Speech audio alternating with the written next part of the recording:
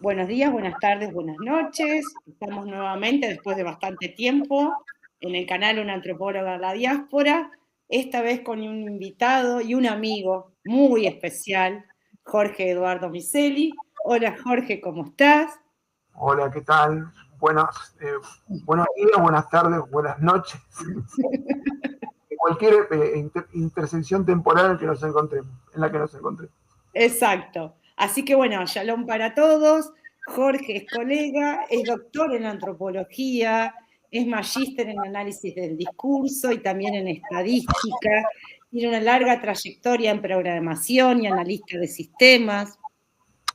Es investigador en el Instituto de Ciencias Antropológicas de la Facultad de Filosofía y Letras de la Universidad de Buenos Aires. Ha publicado libros y bueno, ya sobre el final vamos a hablar de la publicación de su reciente libro, que no es nada más ni nada menos que su tesis doctoral. ¿Cómo estás, Jorge? Bien, bien. Todo bien. Ya hice el saludo referenciado en el momento del día en que nos encontramos, ¿no? Pero bueno, tranqui, Totalmente. esperando la final de mañana también, con cierta tensión. Exacto, estamos todos con paisaje y clima prefinal y bueno, así que esta entrevista va a tener un poco ese marco también para el recuerdo, ¿no? Para la memoria, que en este canal es muy importante. Uh-huh. Así que bueno, el día de hoy, como les había prometido hace un tiempo atrás, vamos a hablar de la antropología como ciencia. Las ciencias, las disciplinas científicas que conforman el campo de la antropología. ¿Y quién mejor para hablar de este tema que el doctor y amigo Jorge? Así que bueno, Jorge, sabemos que la antropología es una ciencia. Contémosles un poco al público cuáles son sus características básicas en términos epistemológicos, es decir, como ciencia, y también en términos metodológicos. Uh-huh. Sí, bueno, obvio que la antropología es una ciencia, al menos para nosotros que somos antropólogos y la ejercemos, no sé si es una obviedad tan extendida esa, No lo es. porque bueno, en la medida en que nos ubican dentro de las humanidades, esas formas de entender a la antropología se diluyen o se ponen en cuestión, ¿no? Pero bueno, la antropología es una ciencia aunque tenga características particulares que las distinguen o que las diferencian de otras disciplinas. Su objeto de estudio involucra fenómenos complejos, históricos y simbólicos, producidos por sujetos que interpretan el mundo y a la vez actúan sobre él, ¿no? En ese sentido, bueno, por ejemplo, Anthony Giddens habla de que la antropología ejerce una doble hermenéutica, es decir, una interpretación de personas que interpretan su mundo y la forma en que lo viven, ¿no? Desde el punto de vista epistemológico, bueno, ¿por qué es una ciencia? Porque la antropología busca producir conocimiento sistemático, explícito, fundamentado empíricamente y sometido a discusión crítica por parte de la comunidad académica, ¿no? Exacto. No se limita a la descripción de culturas o grupos sociales, que eso en la división interna de la disciplina sería la etnografía, ¿no? Hay una división muy antigua en la disciplina entre etnografía y etnología. La etnografía explora o mapea el campo, la etnología lo analiza, generaliza y trata de probar hipótesis. Esa sería la forma más elemental de Claro, y de concebirlo. comparar, ¿no? Y de Y de comparar. comparar. El método comparativo es fundamental en este trazado de límites. Metodológicamente, la disciplina combina una gran diversidad de herramientas. Históricamente, por supuesto que se destacó por etnografía y el trabajo de campo intensivo, pero hoy en día, que es lo que nos importa, creo, incorpora también análisis estadísticos, métodos computacionales, análisis de redes sociales, que es algo en lo cual yo trabajé bastante, minería de textos o extracción de patrones en esos textos, modelización y técnicas provenientes tanto de las ciencias cognitivas como de las ciencias de la complejidad, ¿no? Exacto, Jorge. Además, me olvidé de mencionar que Jorge es docente y da un seminario para tesis. ¿sí? Con lo cual el manejo de las herramientas de acá del doctor es muy pertinente. Sí, es un seminario formativo cuyo objetivo es desarrollar un proyecto de tesis. Y ahí, bueno, todas las etapas de al asador. Toda la generación de un proyecto de tesis involucra todas estas herramientas, interpela esta visión de los que podemos llamar métodos híbridos que combinan lo cual y lo cuanti, ¿no? Exacto. En el caso de mi seminario en particular, porque mi enfoque es ese, hay otros seminarios formativos que tienen un enfoque más típicamente etnográfico, ¿no? Que es como la corriente predominante dentro de la antropología social de la Universidad de Buenos Aires, ¿no? La fortaleza de la antropología reside precisamente en su capacidad, esto es importante, para estudiar la comprensión interpretativa, para combinar, articular comprensión interpretativa y análisis sistemático, integrando la dimensión subjetiva de la experiencia humana con la búsqueda de explicaciones científicas, ¿no? Creo que es necesario destacar, y bueno, yo lo hago en mi actuación docente, la relevancia de los métodos comparativos, el estudio, por ejemplo, el estudio del parentesco, los métodos formales, las formas de inferencia de la antropología cognitiva, que como parte fundamental del aporte de la disciplina, que es algo que no se suele rescatar, ¿verdad? Totalmente. Bueno, el tema clásico de parentesco ha tenido la deriva, por ejemplo, en temas sobre familia y género, que es muy bueno, pero se ha perdido el componente metodológico y la mirada, la perspectiva epistemológica de buscar patrones, de buscar regularidades, donde también encontramos las diferencias, ¿no? Y los estudios genealógicos y de parentesco han sido, creo yo, un aporte temprano como... Ha sido un aporte extraordinario y temprano de la antropología, retomando líneas de investigación o de indagación que se generan en el estudio del derecho, en el caso de Europa. Todo el desarrollo del método genealógico tiene que ver con el estudio de la herencia en términos jurídicos también. Esto es una tradición más bien alemana, ¿no? que la antropología retoma e incorpora. Y hoy en día es una tradición que está entre desconocida y minimizada, digamos, en los ciclos formativos de las carreras de antropología de la Argentina, ¿sí? Es como una paradoja. Cuando nosotros éramos estudiantes, hace bastante tiempo, ya los estudios de parentesco venían en declive. Y bueno, y es una pena. Incluso hay otras disciplinas científicas que necesitan retomar esta idea de estudiar el parentesco, no desde una perspectiva antropológica, pero sí necesaria para entender sociedades que no están constituidas por ahí como las sociedades a las que estamos acostumbrados, ¿no? Ok, sí. Esto es fundacional en la antropología. El estudio del parentesco es fundacional en la antropología, incluso toda la teoría del avunculado, que es la teoría centrada en la relevancia del tío materno en la crianza de los niños en muchas sociedades no occidentales, para decirlo en términos muy generales. Bueno, eso es un aporte teórico fundamental de la antropología basado en la casuística, ¿no? Exacto. Súper relevante. Todo el sistema de intercambios, ¿no? Los sistemas de intercambios basados en relaciones y en roles parentales, en fin. También la antropología biológica y la arqueología forman parte del legado de la antropología como ciencia, ¿verdad? De la antropología social estamos hablando, ¿sí? Exacto. Que la antropología social integra esa dimensión filogenética, la dimensión de la evolución humana con la ontogénesis o el desarrollo del individuo en el curso de su vida. Entonces esta vinculación entre filogénesis y ontogénesis es fundamental en nuestra perspectiva, nuestra forma de mirar el mundo social.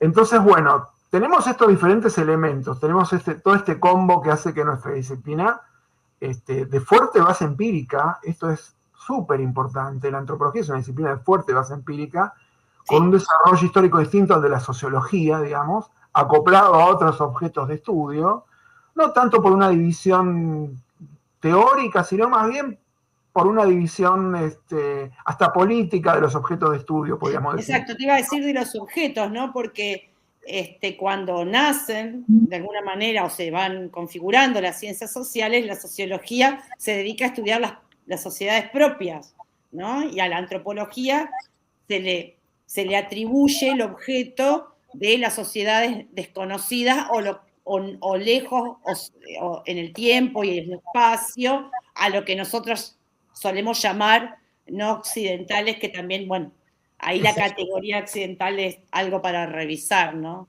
Por supuesto, estamos poniendo etiquetas para salir del paso, pero claro que esas etiquetas pueden ser refinadas y es interesante lo que decís de la variación espacial, la variación temporal, digo, porque la antropología también desarrolla una hermenéutica del pasado en alguna de sus variantes, ¿no? Sin dejar de ser una ciencia. Bueno, Gadamer, el filósofo Gadamer, se dedica especialmente a esta cuestión de la hermenéutica del pasado, más bien en su dimensión histórica, pero bueno, la antropología, en articulación con la arqueología, desarrolla una hermenéutica del pasado basándose en restos materiales, totalmente. Bueno, a ver, lo que pasa es más, hay una prueba que lo demuestra en términos institucionales, que a diferencia de Argentina y de otros países, por ejemplo, la arqueología forma parte de la carrera de historia, no como en nuestro caso, que forma parte de la carrera de antropología. Pero con esto quería ir a, digamos, esa diferencia disciplinaria o esa atomización disciplinar, digamos, no invalida el hecho de que las temáticas y los objetos son compartidos. Es decir, si uno profundiza la arqueología, se topa con la historia. Si uno profundiza desde la antropología en una cultura lejana en el tiempo, se encuentra con la historia, ¿no? Es decir, el historiador que estudia historia antigua también hace ciencia, ¿no? Sí, lo que es característico de la antropología es integrar esta dimensión temporal en un discurso sobre lo humano, cosa que no hace la sociología. Exacto. No que la antropología sea mejor o peor, hacemos cosas distintas. No, bueno, es la característica de nuestra ciencia. Claro, en el estudio de la filogénesis humana, la antropología biológica se especializa en el estudio de esa filogénesis y también de esa ontogénesis. Tenemos a la antropología biológica y la arqueología como la herramienta que analiza el impacto de la interpretación de los restos materiales para inferir cuáles fueron las formas de vivir y hasta de pensar en el pasado, porque también los restos materiales pueden involucrar el uso y el desarrollo de sistemas simbólicos específicos en la medida en que detectamos, por ejemplo, pictogramas, dibujos en las cavernas, bueno, en fin. Nos metemos también con esa temporalidad que tiene que ver con el desarrollo de lo humano. Esa es una dimensión central de la antropología. La cultura material, ¿no? Entonces, la cultura material, comparación en el espacio y comparación en el tiempo. Son dos. Bueno, mirá, para el canal Viene Bárbaro, que nombrás esto, un ejemplo, ¿no? Como todos sabemos, a donde estuvo el último templo en Jerusalén, no podemos excavar. No se puede excavar. ¿Por qué? Porque arriba está la explanada, hay una mezquita y está el Domo de la Roca. Entonces, como no se puede excavar, lo que se hace es triangular, ¿no? Sobre información textual se triangula con información arqueológica. ¿Cómo se triangula con información arqueológica? Viendo cómo fueron otros templos. Uh-huh. También, porque digamos que el templo de Jerusalén no era, digamos, después fue central, pero no fue el único templo. Había templos más pequeños, ¿sí? En zonas cercanas. Entonces, viendo los otros templos, o sea, esa cultura material, más la información que hay en fuentes, uno puede, digamos, reconstruir de alguna manera cómo era ese templo. Uh-huh. ¿No? En el sentido de... Claro. Es un método de inferencia, es resolver una ecuación, digamos, también, ¿no? En donde hay una relación anterior que verificamos y tratamos de trasladar. Claro, hay que primero, claro, porque primero hay que verificar. Esos templos, primero que estoy mencionando, están cerca de Jerusalén, no están a 1000 kilómetros. Y por otra parte, son de la misma época. Claro, entonces eso es el hallazgo de un patrón. Ese es el hallazgo, más el texto, más los textos, ¿no? Entonces ahí encontramos patrones. La fortaleza predictiva que tiene ese hallazgo. ¿Por qué? Porque cuando se repiten hallazgos similares vinculados a conclusiones de determinado tipo, bueno, podemos extender esas conclusiones a objetos de estudio no abordados todavía. Exacto. Entonces, claro, y la lógica es un poco esa, y es una lógica muy, muy presente en todos los abordajes computacionales. No, es esta cuestión de la interdisciplina. No es que sea interdisciplina, es algo, es como vos decías, es el sello de la antropología. Es inherente al es desarrollo. Inherente. Es como decía Lévi-Strauss, la antropología no puede sacar, no se puede desentender ni de la historia, ni de la biología, ni de la filosofía. Es una frase. Entonces, un poco para recapitular, tenemos distintos aspectos centrales de la antropología como ciencia. Se estudian significados, prácticas y estructuras sociales. No existe una oposición necesaria entre interpretación y explicación. Parece que esto es importante. Se pueden inferir formas de subjetividad y a la vez explicarlas. Y inferirlas no es tomar una posición. Una cosa es la fase analítica y otra cosa es la toma de posición respecto al sistema de valores. En fin, es algo que la antropología tiene muy en claro. Después tenemos la tradición comparativa, fundamental. La comparación intercultural es otro de los pilares de la disciplina. Comparación tanto en el tiempo como en el espacio. Bueno, ya mencionamos las teorías del parentesco, análisis de reglas matrimoniales, de descendencia, relación familiar, en fin, otro elemento clave. La antropología cognitiva, estudiar cómo las personas clasifican y organizan cognitivamente su mundo. La antropología biológica y la arqueología, la validación de las interpretaciones, ¿sí? El problema central sería cómo justificar una interpretación frente a otras posibles. Eso es sumamente relevante. Acá tenemos como herramientas el trabajo de campo, la comparación analítica, la triangulación que vos mencionaste recién y la contrastación empírica.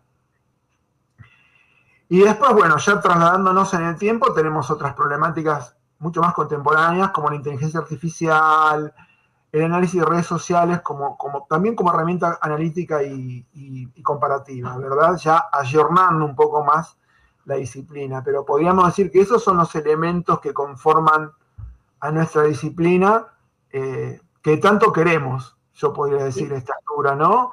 Uno quiere la antropología de esa manera entrañable porque uno se formó con la mirada antropológica, ¿no? Con las complejidades. Sí, uno no la puede evitar, la antropología la tiene adentro. No, porque esa forma de mirar se encarna.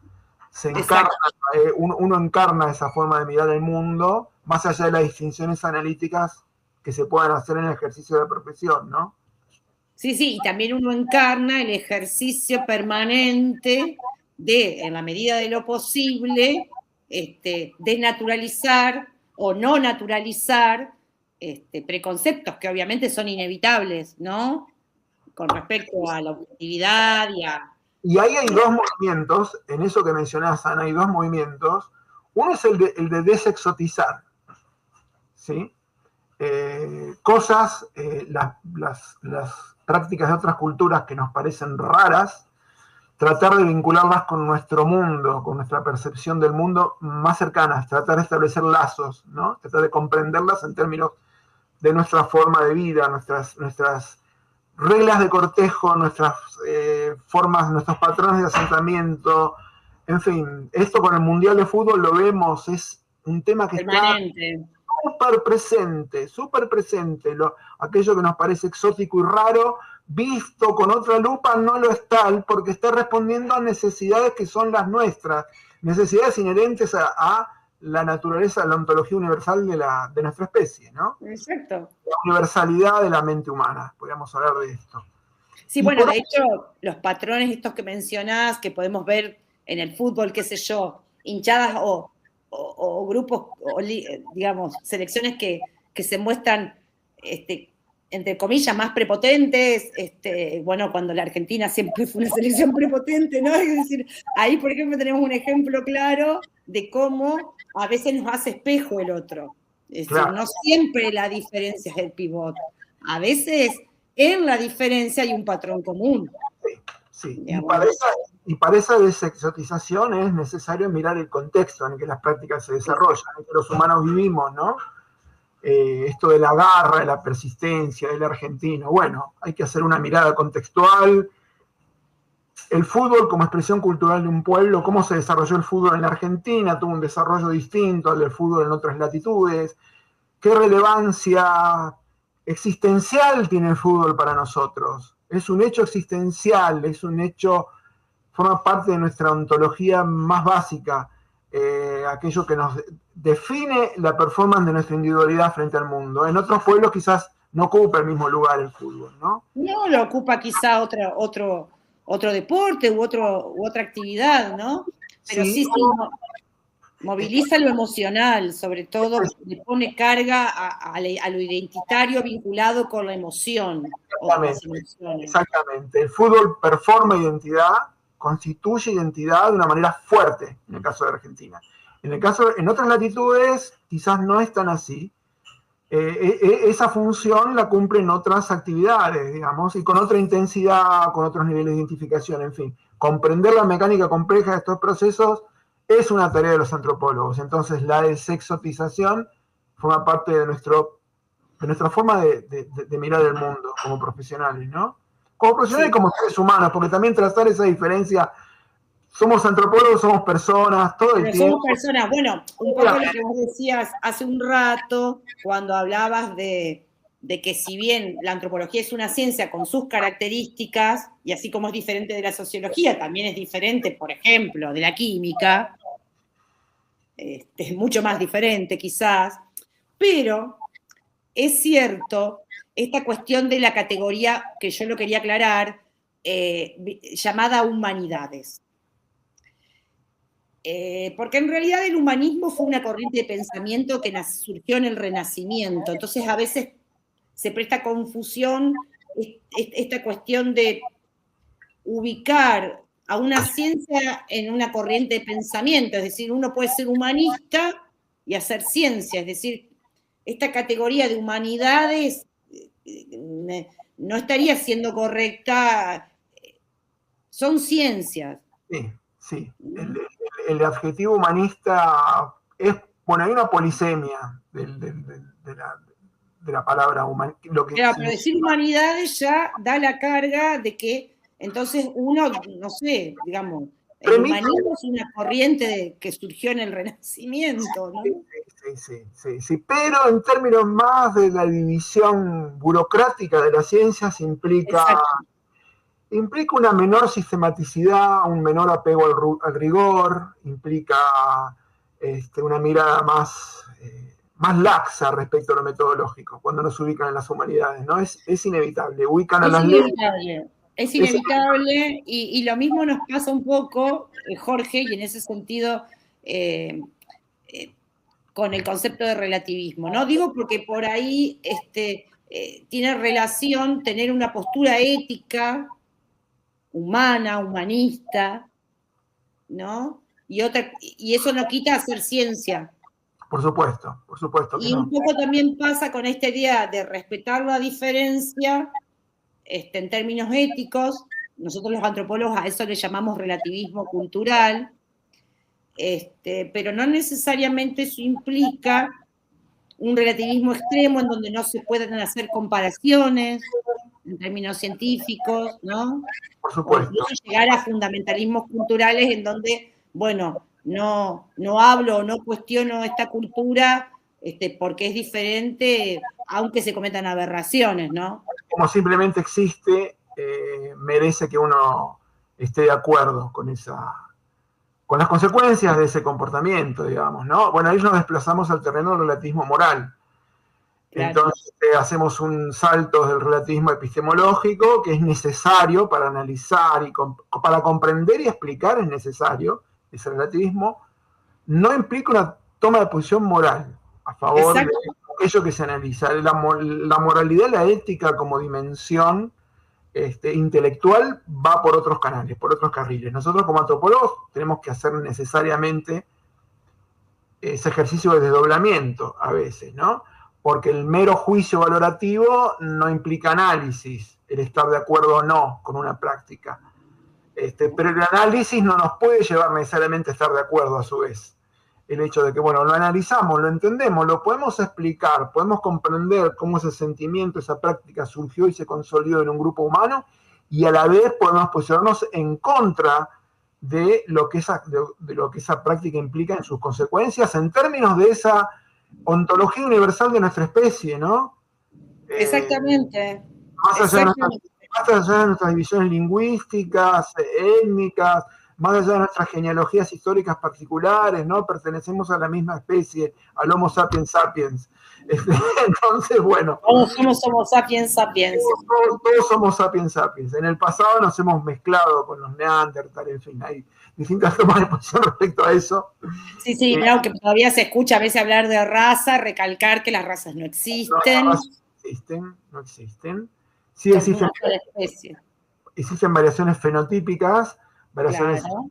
en la expresión física de nuestros genes y en la conformación de nuestro patrimonio genético, pero nos hemos venido mezclando por decenas de generaciones. Mestizaje, en general se habla de poblaciones genéticas, ¿no?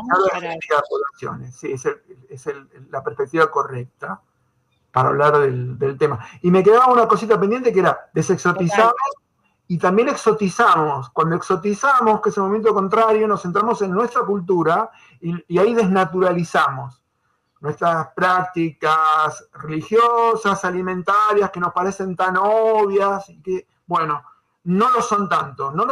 Y ahí hay que introducir la dimensión comparativa para darnos cuenta, ¿sí? Exactamente. Cómo resuelven otros pueblos las mismas necesidades afectivas, materiales, cómo es su socialización, cómo se presentan frente al mundo, cuáles son sus orgullos, sus miserias, cómo constituyen su self, ¿no? Y ahí, bueno, volvemos al fútbol, ¿sí? Esto que a los argentinos nos parece tan natural, vivir el fútbol de esta manera, hablar de garra por sobre todo, de otros pueblos que no se centran en la garra cuando piensan en el fútbol, ¿no? Tienen una visión distinta, menos agonística del fútbol en particular. Esa visión agonística es particular de nuestra, particularmente rioplatense, diría yo. No sé si se puede centrar toda la Argentina, porque eso habría que... Y no sé, acá en Entre Ríos, porque vos sabés que yo soy mitad entrerriana y mitad porteña, en Entre Ríos es lo mismo. Es lo mismo. Después, lo que pasa es que, bueno, el mundo está muy intercomunicado, ¿no? Entonces, también los procesos mediáticos extienden ese self. Entonces ya uno no puede trazar fronteras tan claras. A mí me da la impresión de que no soy historiador del fútbol, me encanta el fútbol, pero no soy historiador del fútbol. Lo que yo creo y pienso es que el núcleo de esa visión muy agonística se genera en el Río de la Plata, en la interfase Argentina-Uruguay, y después se extiende. Habría que ver si es tan así, pero de hecho las primeras potencias futbolísticas del Cono Sur son Argentina y Uruguay, no es Brasil. No, eso es así. Y bueno, también la cercanía de Entre Ríos quizá también a la zona hace que desde que yo tenga memoria acá se vive igual que en Buenos Aires, por más que sea, yo vivo en una ciudad muy pequeña y la gente lo vive con el mismo nervio y habla con la misma jerga. Sí. Hay que ver, son temas bien interesantes de investigar, porque uno supone una extensión geográfica que de ese núcleo, de esa forma de pensar, que por ahí no fue tal, al menos en el comienzo, ¿no? Pero bueno. Bueno, pero irradiaba. Mi abuelo. Brasil no lo vive no lo vive de la misma manera, pero mi abuelo materno, fanático de River Plate, acá como el colega, tenía hasta pintada uno de los pilares de la parrilla con la bandera de River. Claro. O sea, y se ponía nervioso, digo, un hombre que si viviera tendría bastante más de 100 años, ¿no? Uh-huh. Entonces, por eso decía esta cuestión de cómo esa onda expansiva, digamos. Sí, seguro. Nada, es muy curioso. Hay muchos puntos de conexión, creo, con cómo los ingleses viven el fútbol. Claro. Aunque nos centramos en las diferencias de entonación, toda esa cosa de la elegancia británica y y esa especie de actitud desapasionada, un poco sobreactuada de los periodistas británicos, bueno, en sus orígenes el fútbol en Inglaterra atravesó procesos bastante similares, ¿no? Fue un fenómeno que surge en la aristocracia, después se extiende a la clase obrera, pero la clase obrera lo adopta con pasión. En Liverpool, en Manchester, en las barriadas pobres de Londres, el fútbol se adopta con pasión y desarrolla una fuerte marca territorial, ¿no? Que es lo que en Argentina también caracteriza al fútbol, ¿no? La gente es muy hincha. Los fundadores acá tuvieron bastante que ver con algunos con movimientos obreros, con... Absolutamente, con el anarquismo y con el socialismo. Exactamente. Sí. Bueno, eso lo aprendí de mi abuelo, que era de River. Claro. Pero bueno, el fútbol es como una dimensión total de la existencia, me atrevería a decir, al menos en la vida de mucha gente. Sus alegrías y tristezas tienen que ver mucho con los resultados del fútbol local. Y ahora, bueno, y con el Mundial también a nivel internacional, ¿no? Sí, no, ni hablar. Aparte es un interesantísimo campo de estudio para la antropología, es impresionante, sobre todo en algo que vos siempre marcás, y a mí me parece muy importante, Jorge, que en general los anclajes de análisis, es decir, donde uno busca el corazón del objeto de estudio, no está ni en el nivel macro, ni tampoco en la subjetividad individual, ¿no? Sino que está en ese nivel intermedio, en la conexión entre el sujeto y la sociedad, ¿no? Sí. Bueno, esto que mencionás es súper importante porque las discusiones entre lo micro y lo macro son y han sido interminables en el terreno de las ciencias sociales, saliendo de la antropología, ¿no? Y son discusiones que nos hemos dado cuenta de que no se resuelven con declaraciones de principio.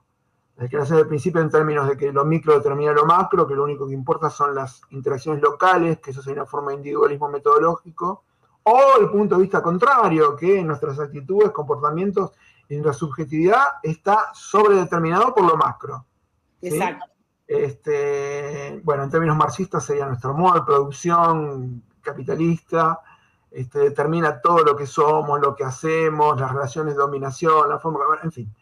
Y lo otro sería, bueno, nuestras interacciones con nuestra vecindad, nuestras tomas de posición frente al mercado, dirían algunos economistas ultraliberales, determinan toda nuestra subjetividad. Y a veces cómo se reduce también, ¿no? Es decir, porque lo estructural no solamente juega el plano económico, sino también el político, el simbólico. Absolutamente. Y los modelos más poderosos en términos predictivos han sido los modelos que se encargan de la dimensión intermedia, de lo meso, ¿sí? De cómo se articula lo local con lo global. Cómo las interacciones locales tienen que ver con determinaciones más generales, en las que influyen lo simbólico, lo material, en fin. Y en ese plano de lo meso, de lo intermedio, vinculado con las teorías, lo que llaman teorías de rango medio, que son sumamente importantes, que son las que articulan metodológicamente ese plano macro con lo micro, ese es un terreno en el que se han hecho grandes descubrimientos con metodologías o perspectivas, por ejemplo, como el análisis de redes sociales. ¿Sí? ¿Cómo se desarrollan las interacciones? ¿Qué patrones o propiedades emergentes hay de esas interacciones locales? ¿Sí? Porque las interacciones locales, las interacciones con nuestra vecindad más inmediata, generan patrones emergentes. No nos vinculamos siempre de la misma manera y las consecuencias no son siempre las mismas y tampoco son predecibles. No es lo mismo interactuar en una comunidad más o menos cerrada que interactuar en una comunidad abierta. Y la antropología ha hecho grandes descubrimientos en ese terreno. Hay una fuerte tradición metodológica vinculada al análisis de redes sociales dentro de la antropología, ¿sí? Se han investigado, por ejemplo, análisis pioneros de la década del 50 y del 60 del siglo pasado, que ha analizado los vínculos de parentesco, las actividades económicas en términos de si son cerradas o más o menos abiertas, ¿sí? Si los grupos se cierran sobre sí mismos y sobreviven en base a ese cierre, o si se abren al contexto y se articulan con el contexto. Claro, si hay mestizaje, si hay rechazo, si hay asimilación. Se ha estudiado en comunidades de pescadores del norte de Europa, se ha estudiado en comunidades del centro de África, en fin. Entonces, nada de esto es explicable en términos ni de interacciones meramente locales, ni de visiones macro. No, es en la articulación del nivel medio. Casi que no sirven para nada, hacer análisis en términos de, bueno, como esta sociedad es una sociedad patriarcal de tal tipo, adopta tal modo de producción que yo, bueno, la gente se va a comportar de tal o cual manera. No sirve, eso no ocurre. Y además también no deja de ser un eslogan que no va más allá. Que no es contrastable en términos de un epistemólogo, de la visión epistemológica de campo. Claro, puede ser hasta una tautología. Puede ser una mentira o puede ser una tautología, pero no. Lo que ocurre, lo que no ocurra, no altera la visión fundamental que se tiene de esos procesos. ¿Sí?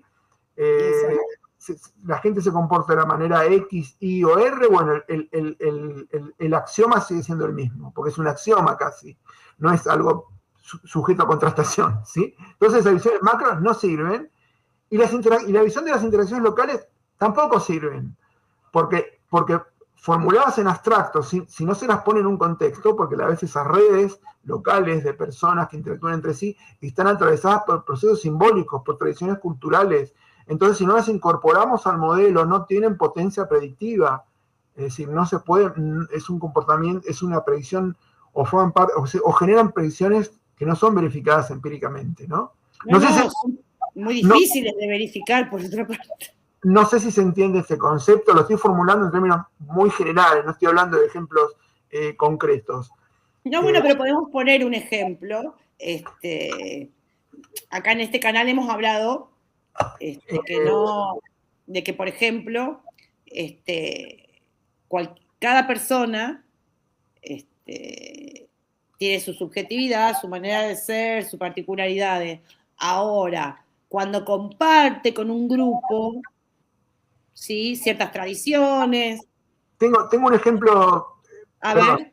Tengo un ejemplo de la historia y la disciplina. Hay un desarrollo que se hace, una investigación que se hace en la década del 70, que es una investigación señera en antropología, que la hace Larissa Adler-Lomnitz en los suburbios de la Ciudad de México, del México DF, que dio pie a una obra que hoy en día es un clásico que se llama ¿Cómo sobrevivir los marginados? Exacto.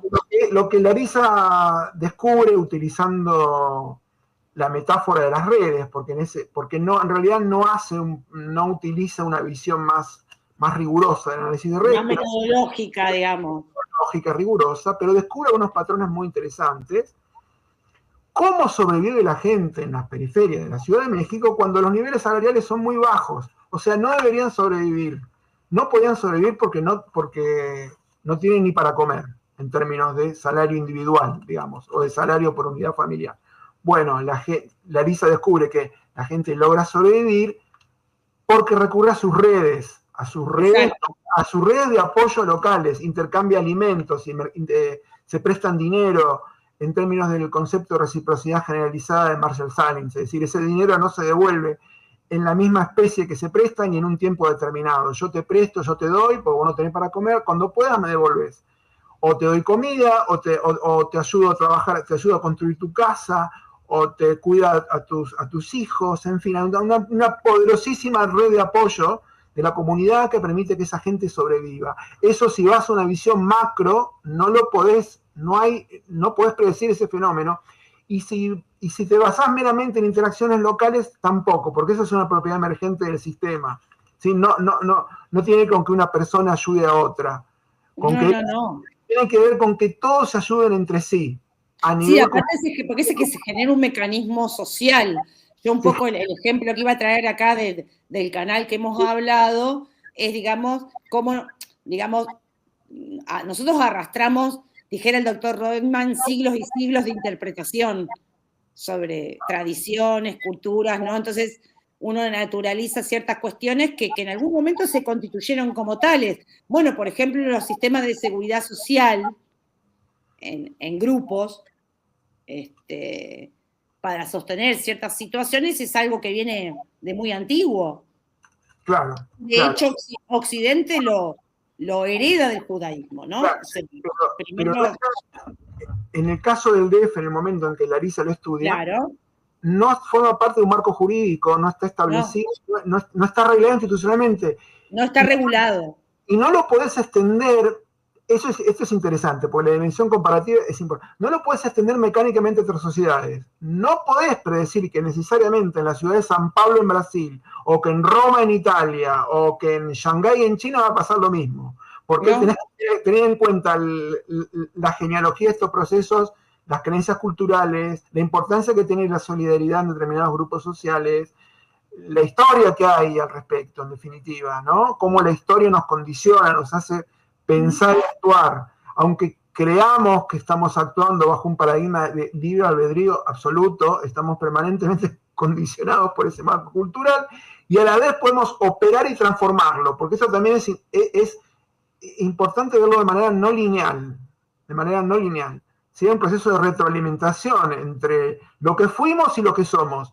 Y lo que somos va reconfigurando lo que seremos para las próximas generaciones y el marco dentro del cual esas próximas generaciones van a actuar y van a solucionar sus problemas o no, los problemas que se presenten en el mundo, ¿no? En su supervivencia. Bueno, acá en Argentina me estaba acordando que con todo lo complejo y también lo negativo de la crisis del 2001, no sé si recordás, Jorge, que se conformaron redes de contención en el 2001 en Buenos Aires, incluso hasta sistemas de trueque. Sí. Que se... Sí, que tuvieron... en la crisis. Sí, fue un emergente de la situación también.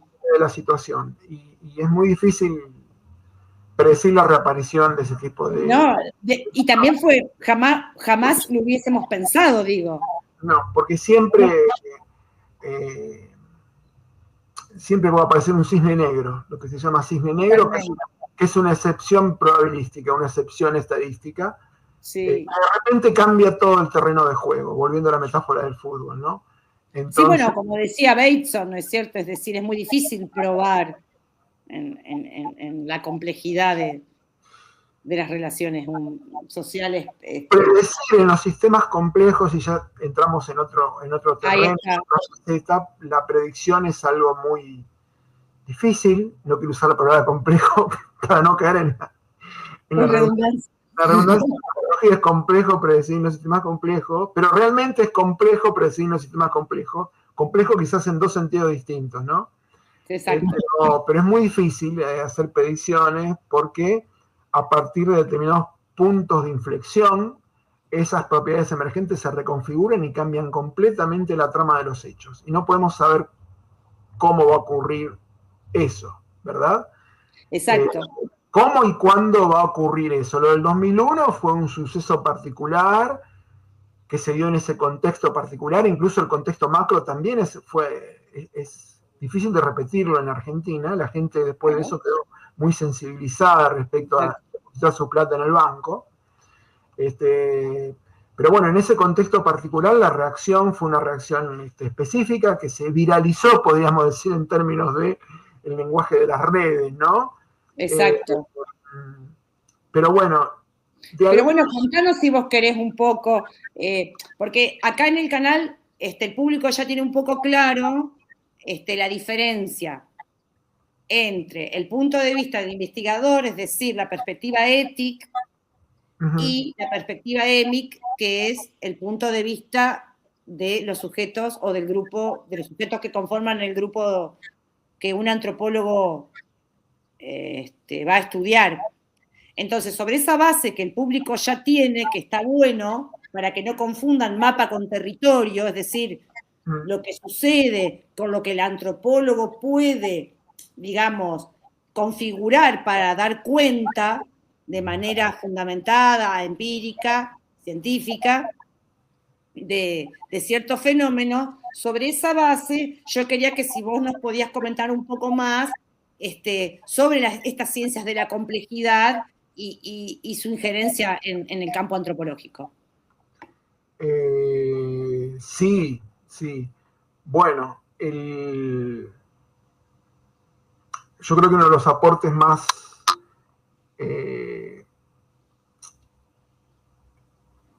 las ciencias de la complejidad permiten estudiar fenómenos culturales como procesos emergentes, como decíamos recién, ¿no? Exacto. De múltiples interacciones entre individuos, instituciones, tecnologías, entornos. Conceptos como redes sociales, autoorganización, difusión cultural, en fin, dinámica de sistemas en general adquieren como un papel central. Entonces tenemos por un lado la teoría de los sistemas complejos, por otro lado lo de las ciencias cognitivas que hemos mencionado antes, ¿no? Que exacto.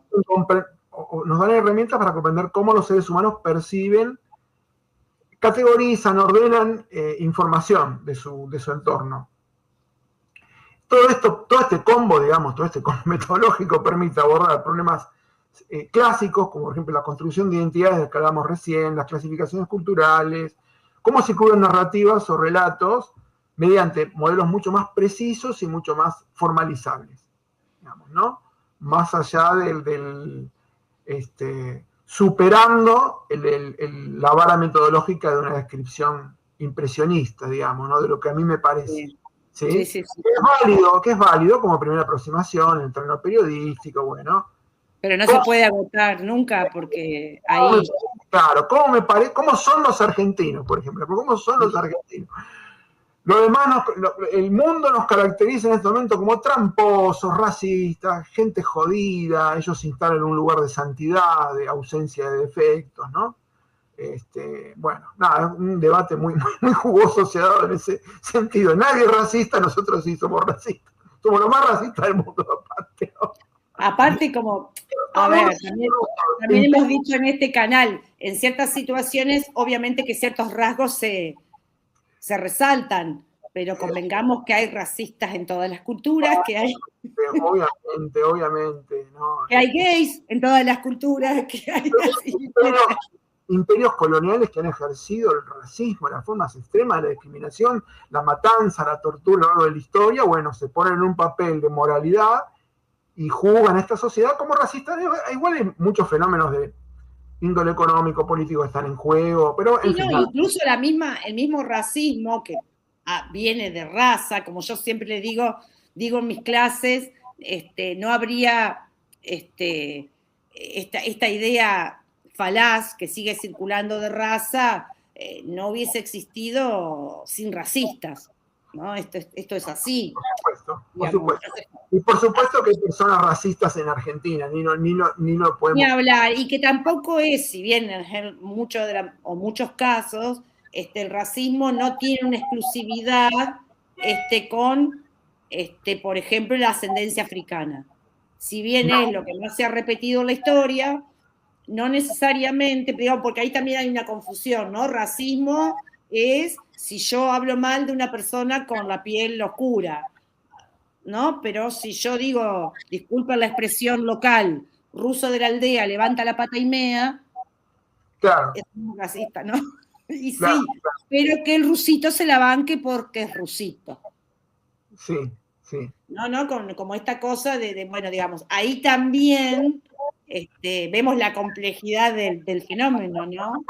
Por supuesto. Esto que vos decís de cómo uno de los aportes más importantes de la ciencia de la complejidad consiste en desplazar la atención desde los individuos aislados o las estructuras abstractas hacia los mecanismos que conectan los dos niveles. Claro, bueno, ese es el nivel meso o el nivel intermedio. Exacto. Claro. Porque muchos fenómenos sociales pueden entenderse como propiedades emergentes, que es lo que estábamos hablando, que surgen de múltiples interacciones. No, generalmente es multifactorial.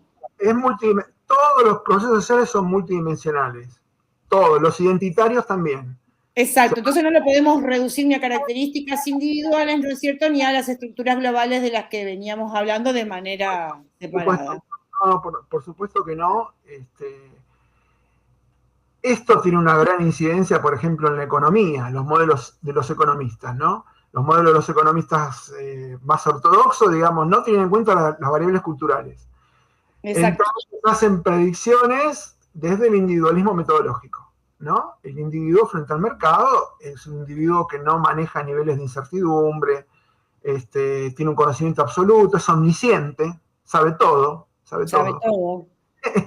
Y bueno, sabemos que las personas ni saben todo, ni valoran igual todo lo que saben. Hay cosas que para las personas son más importantes que otras. Ni tenemos claro, ni las mismas prioridades. Igual las personas no actúan de la misma forma, aún teniendo las mismas creencias en diferentes contextos. Totalmente. Hay contextuales que se incorporan a la subjetividad y que cambian conductas, cambian desempeños, cambian cómo la gente... Un giro emocional te puede hacer cambiar algo. Hasta las ganas o las no ganas de hacer algo, qué sé yo. Sí, o de decir, bueno, tengo poca plata, pero de golpe me emocioné porque me enteré, me había olvidado que era el cumpleaños de mi mejor amiga. Bueno, no me importa, me gasto la plata que tengo en comprarle un regalo. O decido no ahorrar y gastarme todo lo que tengo porque pienso que la vida es corta. Vi un video en YouTube que me convenció de que la vida es corta, entonces todo lo que tengo.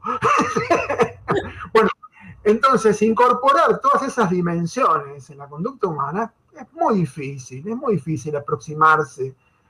Entonces todos esos modelos predictivos que venden de manera así probabilística, como si fuera una disciplina, como si estuviéramos hablando de física de partículas, bueno, no, generalmente fallan, o fallan en una proporción muy importante. Podemos aproximarnos en términos generales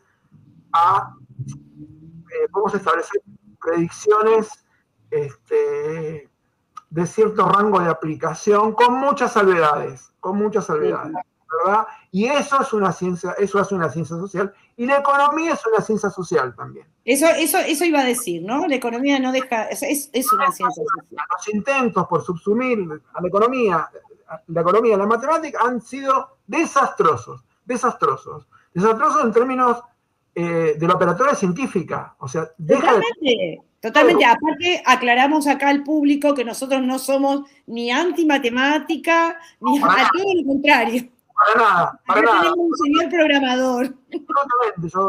Ya les comentó Ana que trabajé 15 años como programador, hice una maestría en estadística. No estoy hablando, o sea, no soy... Bueno, yo misma he trabajado también en mis investigaciones combinando lo cualitativo con lo cuantitativo, con información demográfica, estadística. Justamente creo que tener una mirada responsable del tema es salir de esa necesidad predictiva absoluta y tener precauciones frente al establecimiento de leyes generales. Tener precauciones muy, muy fuertes, ¿no? Y esto no implica que podamos hablar de campanas de Gauss, digamos, de fenómenos de normalidad. No implica que no podamos ver las cosas en esos términos, siempre tomando las precauciones del caso. Entonces... y yo te quería preguntar, porque ya no nos queda mucho, pero un poco sobre algo que, bueno, a mí me marcó muchísimo porque cuando yo ingresé a la carrera de antropología y nos conocimos en la Facultad de Filosofía y Letras de la Universidad de Buenos Aires, justamente el contexto epistemológico había sido la irrupción del discurso posmoderno o de las posturas y autores posmodernos en las ciencias sociales en general, en el arte, que fue primero, en la filosofía y en particular también en la antropología. Y bueno, yo te quería preguntar cómo está actualmente ese debate con respecto al discurso posmoderno, a estas, digamos, porque yo creo que en su momento muchos autores así denominados hicieron, como decirlo, un buen diagnóstico. Uh-huh. Un buen diagnóstico. El tema es, bueno, ¿qué implica conceptos como la posverdad, por ejemplo? En fin, sí, bueno, esto es lo que vos mencionás, ha marcado nuestra trayectoria en la carrera. Yo recuerdo, soy docente hace bastante tiempo, Y bueno, y el desembarco de la antropología posmoderna en la Facultad de Filosofía y Letras lo sufrimos de primera mano, y recuerdo esos tempranos debates, ¿no? Sí, el artículo de Reynoso en el... Reynoso, sí, el artículo de Reynoso... Reynoso es un antropólogo que fue docente nuestro, un gran investigador, que escribió muchos libros. Sí, hay un artículo muy polémico en el año 90-91 sobre la muerte de la antropología. 92, el año que yo entré a la carrera. 92, sí. Y bueno, por supuesto que causó muchísimo ruido, pero tuvo la virtud de, extremando el discurso, lanzar una alarma, ¿no? Sobre exacto. Sobre las consecuencias del género posmoderno, estaba hablando de eso, Hoy en día, haciendo un balance un poquito más distanciado en el tiempo, ya el tiempo te da esa perspectiva también. Total. Podemos decir que el género posmoderno tuvo efectos positivos y negativos.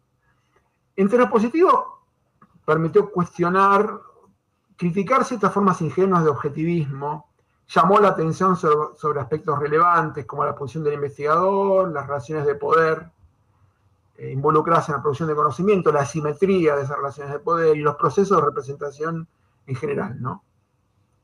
Sin embargo, y ahí esto lo podemos conectar con lo que dijimos antes del relativismo, este movimiento derivó hacia posiciones relativistas que terminaron debilitando la posibilidad, que podemos decir que terminaron debilitando la posibilidad misma de construcción de ese conocimiento científico. De conocimiento científico, sí, incluso, como dice la antropóloga Berenice Stolke, llegando incluso en algunos casos a una especie de fundamentalismo cultural. Sí, absolutamente. Esto se vivió con mucha virulencia en los debates internos y externos de la antropología, ¿no? Sí, que caracterizaron los 90, ¿no? Mucho. El artículo de Alan Sokal del año 94, el afer Sokal, digamos.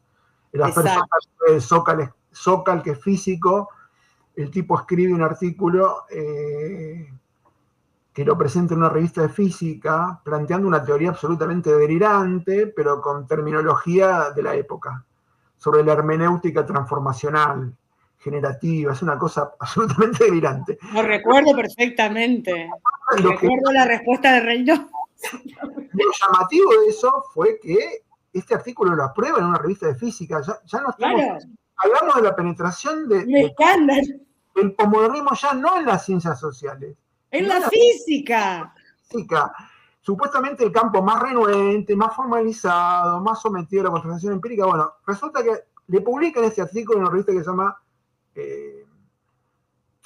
Social Text, se llama la revista. Social Text. La revista es de ciencias sociales, pero el artículo tiene que ver con la física, ¿verdad? Por eso, entonces no se cuestiona la autoría de Sokal porque el tipo es físico. Entonces lo que diga Sokal como físico, más si copia la jerga de la época, como el tipo copia muy hábilmente la jerga de la época, y Sokal es una persona muy formada en ciencias sociales, la particularidad que tiene es que el tipo es físico, pero fue docente en Nicaragua durante mucho tiempo, en la época de la Revolución Sandinista, en fin, tiene una trayectoria muy vinculada al movimiento de izquierda, latinoamericano, en fin. Bueno, el tipo es un tipo muy formado en ciencias sociales, logra publicar ese artículo, y después escribe otro artículo diciendo que lo que dijo son puras barbaridades, y que eso prueba la debilidad de los estándares de validación de las revistas de ciencias sociales. Fue como no una cámara oculta, pero un texto ahí, a ver si implicaba. Apruébenme este desastre que estoy publicando, y si ustedes me aprueban este desastre, yo los hago desastre. Voy a decirlo, bueno. En fin, pero fue interesante el efecto didáctico que esto tiene, ¿no? Respecto de la enseñanza que deja, ¿no? Sí, respecto de cómo esta terminología posmoderna, de meter palabras de más de 4 sílabas todo el tiempo, digamos, ¿no? De recurrir a la filosofía de manera muy laxa. Sí, degradando. La filosofía es una disciplina rigurosa también, ¿no? Por supuesto. ¿Cómo no tendríamos la lógica sin la filosofía? Claro. Es una metaciencia, la epistemología es Claro, una la epistemología, sí, la epistemología se gesta en ese desarrollo filosófico, pero bueno, ¿cómo recurrir de manera laxa a la filosofía, a la epistemología? ¿Cómo usar palabritas que están de moda? Todas estas consecuencias del giro posmoderno. Entonces, una parte de ese movimiento, de lo que genera el posmodernismo, deriva hacia posiciones relativistas que terminaron debilitando la posibilidad de construir conocimiento científico, y esto es indudable. Es decir, si toda verdad es únicamente una construcción discursiva y todas las interpretaciones son equivalentes o valen lo mismo, bueno, ninguna es verdad, ninguna es cierta. Todas son ciertas, ninguna es cierta, digamos. Entonces, exacto. No, hablando en criollo, es la gente cuando habla y dice mi verdad. ¿Cuál es cómo mi verdad? Claro. Eso podemos comprenderlo en términos de la subjetividad, no en términos de la... Exacto, sí. Mi verdad, si yo cuento algo de mi historia privada, pero... Volviendo a esta distinción que vos pusiste en escena entre lo ético y lo émic, podemos investigar lo émic en esos términos, pero no podemos hacer un salto de lo émic a lo ético. Decir que esa visión, como es una visión particular individual, es válida en términos científicos. No. La validación en términos científicos de cualquier concepto necesita atravesar un aparato de contrastación empírica, diríamos, en términos más popperianos. Empírica. Claro, es que es así. Y no solo empírica, en términos de consistencia, de interna, en términos lógicos, de derivar correctamente. Sí, en términos racionales, de validación. Racionales, en fin, podemos contemplar matices respecto de eso, tener posiciones más inductivistas, más deductivistas. Podemos hablar de la abducción también, sobre todo en el contexto de descubrimiento, que es importante. Bueno, es importante también hablar del contexto de descubrimiento en ese sentido, porque no es que el investigador es una tabula rasa o el investigador... Incluso lo que es interesante, que no vamos a tener tiempo de desarrollarlo, pero lo que es interesante es que la inteligencia artificial y la afluencia de muchos datos en este momento está reconfigurando el contexto de descubrimiento. ¿Por qué? Porque descubrir ahora patrones es mucho más fácil y se puede hacer de manera mucho más rigurosa y sistemática. Bueno, entonces ahí hablemos un poco de la inteligencia artificial, si te parece. Sí. Tiene que ver con con cuestiones que comentamos antes de la intersección entre los sistemas cognitivos y los sistemas complejos, digamos. De alguna forma es un emergente de esa interacción. Yo creo que la inteligencia artificial constituye posiblemente una de las transformaciones más importantes para las ciencias sociales. Para mí hay 3 hitos. La aparición de la informática, la aparición de la PC como medio, como tecnología de computadora personal, la aparición de Internet como una derivación de la red militar ARPANET que la desarrolla Estados Unidos, es otro hito relevante. Y el tercer hito súper relevante es la aparición de la IA de consumo público que se produce a fines del año 2022, con la primera aparición de la versión primitiva de ChatGPT. La primera versión de ChatGPT creo que se produce en noviembre de 2022. Yo creo que ahí se inicia otro hito, otro proceso de expansión del conocimiento humano y de las posibilidades de validación y de las posibilidades de interacción entre humanos que están muy distantes en el espacio, ¿no? Es otro hito, y que pueden recurrir a los llamados modelos de lenguaje, interpelarlos en lenguaje natural, que era una posibilidad que la ciencia ficción de los años 40, 50 anticipaba, pero que no se producía nunca. No. Ese salto de los chatbots estúpidos, que no entienden nada, que solo entienden una posibilidad acotada de elección entre ítems que están predefinidos, y esta IA contemporánea que es extraordinaria. Porque es realmente inteligencia artificial. En términos de la sutileza de matices, en términos de la posibilidad de extrapolar metáforas, y de la cantidad de trabajo que antes llevaba décadas y que incluso algunas cosas ni se llegaban a terminar, en el procesamiento de información, de textos, de datos, es impresionante. Es realmente impresionante. Se abren posibilidades inéditas para el procesamiento de grandes volúmenes de informaciones y de entrevistas, publicaciones, redes sociales, documentos históricos, corpus audiovisuales, todas cuestiones que hemos mencionado recién medio de las pasadas. Bases de datos masivas que hoy pueden analizarse con profundidad y en una escala impensable hace apenas 4 años estoy hablando, ¿eh? No estoy hablando de mucho. Es que es muy reciente, es nuevo. Hay cosas que se hacen ahora, incluso el procesamiento de imágenes, que hace 3 o 4 años eran una utopía absoluta. Absoluta. Totalmente. Entonces, la propia inteligencia artificial se convirtió en un objeto antropológico de enorme relevancia, porque los algoritmos intervienen crecientemente en la producción de información, en las decisiones institucionales. La gente consulta esos algoritmos, no solo los utiliza como herramientas para la resolución de tareas, sino que los utiliza como guías para la acción, les pide consejos. Bueno, nada, hay gente... Es una red semántica enorme. Una red semántica enorme, constantemente alimentada, ¿verdad? Constantemente alimentada. Retroalimentada, ¿no? Ya que estamos hablando de sistemas complejos. Retroalimentación, feedback, ¿no? En términos de la terminología que desarrolla Norbert Wiener, ya en la década del 40 del siglo XX, es decir, estamos retomando conceptos muy viejos. Los algoritmos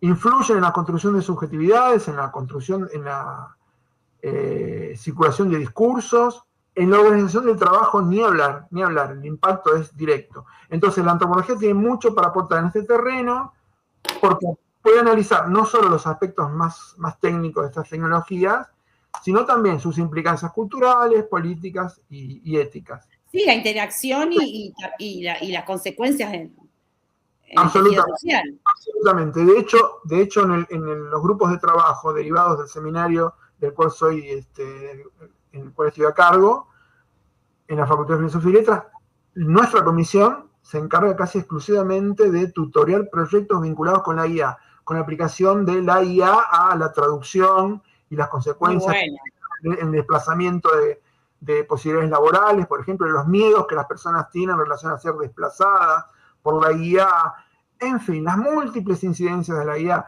Me impresiona que estamos entrando en una etapa en la que la antropología debe asumir, por lo tanto, un doble desafío. Utilizar la inteligencia artificial como herramienta de investigación, es decir, incorporarla con el ejercicio crítico necesario, no tener una posición ni apocalíptica ni integrada, diríamos en términos de Humberto Eco, es decir, no defenderla a rajatabla, pero tampoco destruirla. No, es una herramienta. Es una herramienta, y simultáneamente estudiar críticamente los efectos sobre las sociedades actuales, que es algo que, bueno, es lo que está ocurriendo. Lo que ya está ocurriendo. Cada vez más. Estamos usando la IA. Es transversal a todo. Estamos usando la IA cada vez más para investigar y criticar a la IA. Sí. Totalmente, es doble. Entonces, son 2 niveles como mínimo. Como mínimo. Entonces, nuestro expertise profesional es investigarla, utilizarla como herramienta de trabajo y criticar su efecto en las sociedades contemporáneas sin caer en posiciones extremas, lo cual es bastante difícil. La gente tiende a ser apocalíptica o tiende a hacer reivindicaciones absolutas del uso de estas... Sí. ¿no? Totalmente. No como poniendo como en bloques, no como en compartimentos estancos las cosas y confundiendo niveles cuando en realidad no se trata de eso. Es una herramienta que bien usada ya estamos viendo que nada, es fantástica. Es fantástica y a la vez... A mí me sale decir esa palabra. Es fantástica y a la vez es problemática porque hay cosas muy simples que no resuelve bien todavía. Y bueno, y eso como humanos, bueno, es un error muy humano paradójicamente.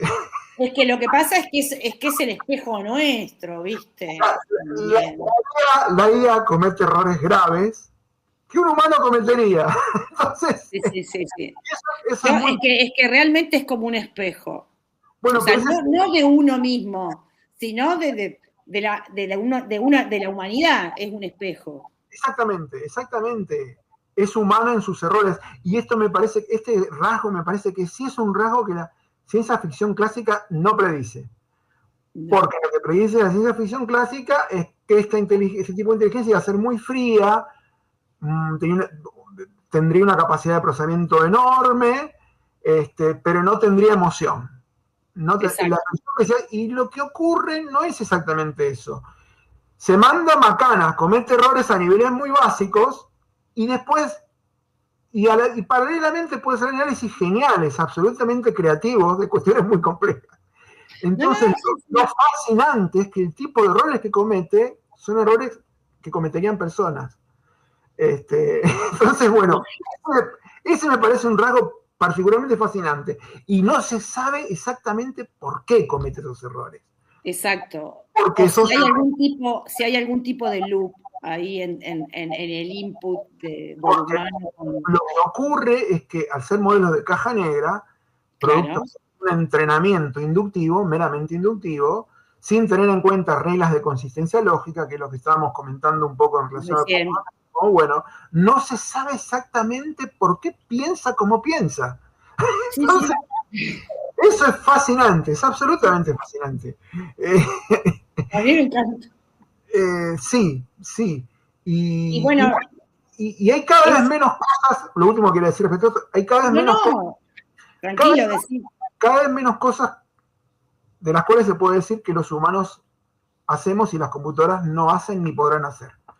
O sea, están abarcando todos los dominios, están progresando de una manera absolutamente impresionante. Esto nos expone a nuevos desafíos de todo tipo. Yo creo que tenemos que entender la humanidad en interacción con la máquina, si no, no es posible entenderla. Es una humanidad cyborg, pero a nivel de las propiedades emergentes, no a nivel individual. Exacto, que es lo que yo decía recién, en ese espejo que nos vemos como humanidad, pero no como subjetividad, no cada sujeto, ¿no? Sino como un espejo de nuestra propia evolución como humanos, como especie. Nuestra ontología como especie está siendo reformulada por la IA. Y esto es una consecuencia inevitable e irreversible. No hay forma... No, de esto no se vuelve. Esto no se vuelve. Podemos manejarlo, podemos gestionarlo de mejor o peor manera, pero sí, puede cambiar, pero no, o sea, no se vuelve atrás. Y las advertencias que hacen personas como Yuval Harari, por ejemplo, que es historiador, son absolutamente válidas y absolutamente centrales. Yuval Harari puede equivocarse, es humano, pero me parece interesante pensar en las alarmas, establecer alertas tempranas en todo este proceso. Ya no sabemos exactamente... Hacerle caso a las señales epidécticas, como decía otro antropólogo. Los sistémicos, ¿no? Las señales que permiten pasar de un régimen de funcionamiento a otro, ¿no? Si no se atienden adecuadamente, ¿no? El sistema puede llegar a colapsar si no le hace caso a esas señales epidécticas en términos sistémicos, ¿no? Exacto. Esas señales de alarma, ¿verdad? Estamos recibiendo señales de alarma ya tempranamente de lo que la IA puede provocar en buenos y en malos términos, siendo optimistas o siendo pesimistas, ¿no? Entonces, bueno, la gestión de todo este proceso es crítica, tomar autoconciencia como especie de lo que esto implica. Sí, bueno, porque es un punto, es un punto, digamos, medio axial va a ser esta instancia. Sí, y yo pienso también en la cuestión tecnológica, porque la IA no tiene que ver con computadoras solamente, tiene que ver con distintos dispositivos, con celulares, va a tener que ver con electrodomésticos. Acá en Argentina eso llegará tarde, pero la regulación a través de la IA, una regulación centralizada de lo que ocurre en tu casa, de lo que ocurre en tu entorno, eso va a llegar también. Es un mundo... De hecho ya ha llegado a otros lugares, ¿no? Ya ha llegado a otros lugares, la conducción autónoma de vehículos, en fin, un montón de fenómenos que se están dando, que son de generar extraordinarias consecuencias. Y esto volviendo al tema de la causalidad, si no he visto multidimensionalmente, si no he visto con la lupa de los procesos emergentes, no centrados exclusivamente en lo micro y lo macro. Y no centrados en una sola causa. No centrados en una sola causa, no centrados la unidimensionalidad no es el punto de vista adecuado para ver estos fenómenos y sus consecuencias, ¿no? Y me parece que estamos ante un gran desafío, un enorme desafío como humanidad, ¿no? Carl Sagan hablaba en su serie Cosmos de la importancia que era evitar la guerra de extinción, ¿no? La guerra de autoextinción producida por el desarrollo de armas atómicas. Yo creo que en este contexto estamos ante un segundo desafío, que es gestionar la IA, y el anterior sigue existiendo, porque las guerras, como vemos, no desaparecen, adquieren nuevas formas, relacionadas con la IA también, ¿no? Que no, se le llama guerras híbridas. Guerras híbridas, y bueno, nada, se suma otro desafío más. Sí, bueno, aparte de que siempre volver a ver los vídeos de Carl Sagan es muy bueno.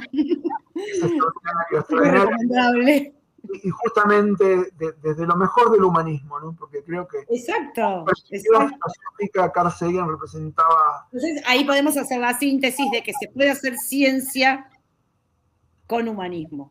Sí, con corazón, ¿no? Con corazón, ¿no? Corazón. Para despejar este malentendido entre humanidades y ciencias. No, son ciencias sociales, hay filosofía y ciencias sociales. La palabra humanidades deriva de un punto de vista que es el humanismo, que nace en el Renacimiento, y nosotros podemos hacer ciencia siendo humanistas. Por ejemplo, Carl Sagan. Absolutamente, absolutamente. Y es absolutamente conmovedor, es conmovedora la manera en que Carl Sagan ve avecinarse este problema, lo advierte y habla por lo mejor de la humanidad. Yo creo que Carl Sagan habla por lo mejor de la humanidad. Nada, a mí me conmueve, al menos me conmovió en aquella década del 80 cuando lo veía, y me conmueve ahora como sigue conmoviendo, porque yo cada tanto lo vuelvo a mirar porque me gusta mucho. Bueno, es algo que compartimos, y bueno, y como para ir dándole un poco de forma, y antes de un anuncio final que quiero hacer, a ver, Jorge, ¿qué bibliografía básica, por si la gente se quiere interiorizar en estos aspectos que estuvimos conversando, podemos recomendar? Sí, yo recomendaría a nivel formativo un libro que se llama Corrientes antropológicas contemporáneas de Carlos Reynoso. Que ahora no tengo... Después está el de complejidad y caos. Y perdón, estoy mirando porque el año de la publicación original fue... En el 98. Creo que 98. 98. Creo que 1998. Después Complejidad y Caos, una exploración antropológica, también el mismo autor, que es un profesor nuestro muy, muy querido y que ha tenido una gran incidencia en nuestras vidas. Nosotros estamos muy influidos por el profesor. Absolutamente.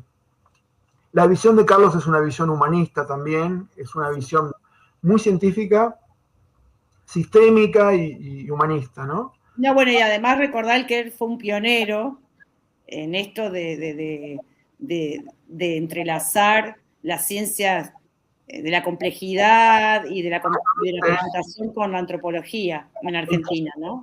Una amplia trayectoria, una amplia y brillante trayectoria como programador como programador. Trabajó en Microsoft durante más de 10 años y previamente tiene una trayectoria similar trabajando como programador. Incluso trabajó con arqueólogos, ¿no? Haciendo también programas para... Advirtió tempranamente, además de que ha sido un genealogista brillante del desarrollo de la antropología en Argentina y en el mundo, advirtió como nadie los problemas del desembarco posmoderno. Sí. Reivindicó la perspectiva sistémica de Gregory Bateson, que es otro autor que con sus brillos y oscuridades, porque Carlos siempre fue un crítico agudo, a la vez que fue un genealogista brillante y un epistemólogo de la antropología, fue un crítico agudo, ¿no? Implacable, diría yo. Y un texto que me parece fundante para comprender la antropología, el papel de la antropología en una mirada sistémica del mundo, se llama Pasos hacia una ecología de la mente, que es una colección de ensayos de antropología, psiquiatría, evolución, epistemología, que es del año 1972, la visión. El año que nací yo, original. de Gregory Bateson. Era un año célebre.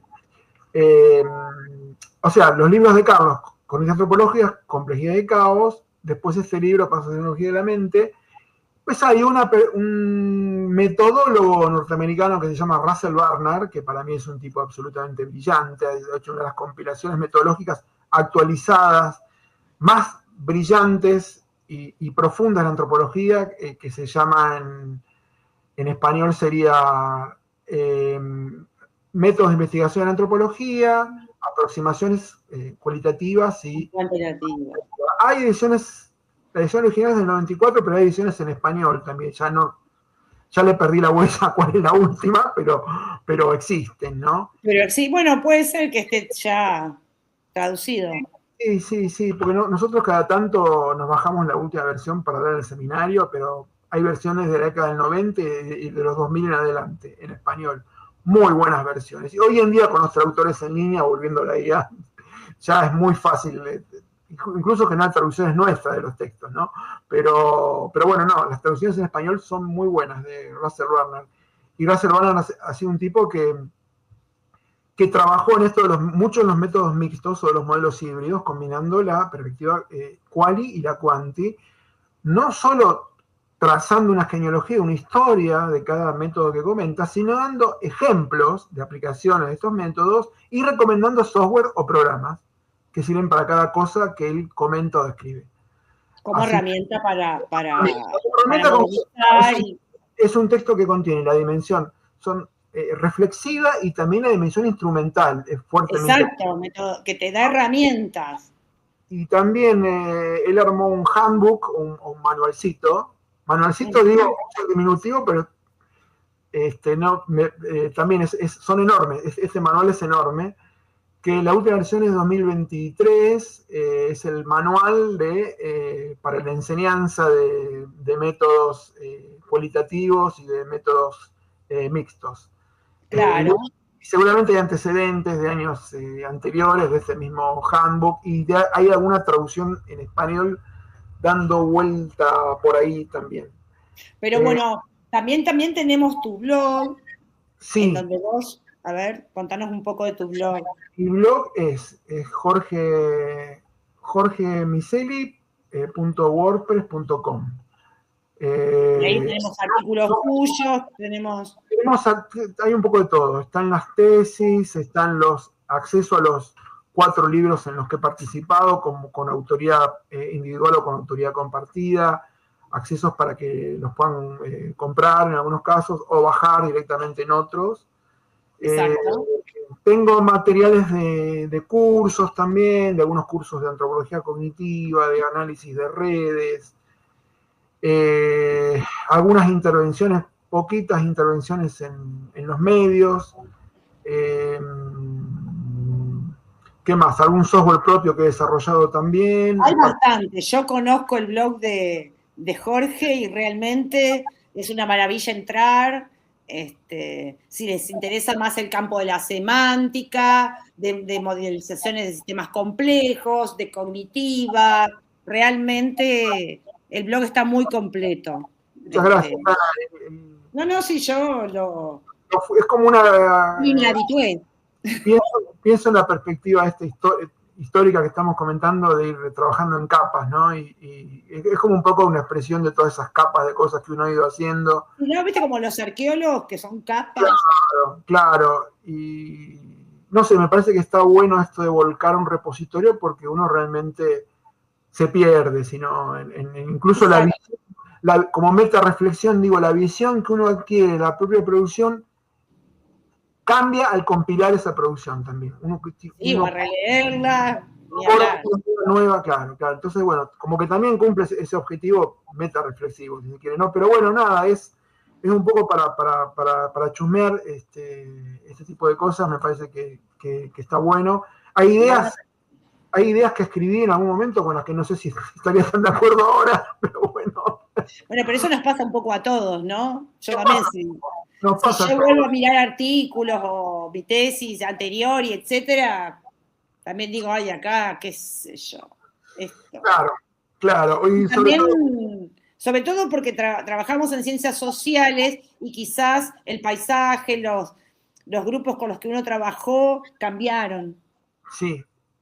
¿No? Y entonces eso también hace que uno revise las conclusiones que sacó en su momento, donde el escenario era completamente diferente.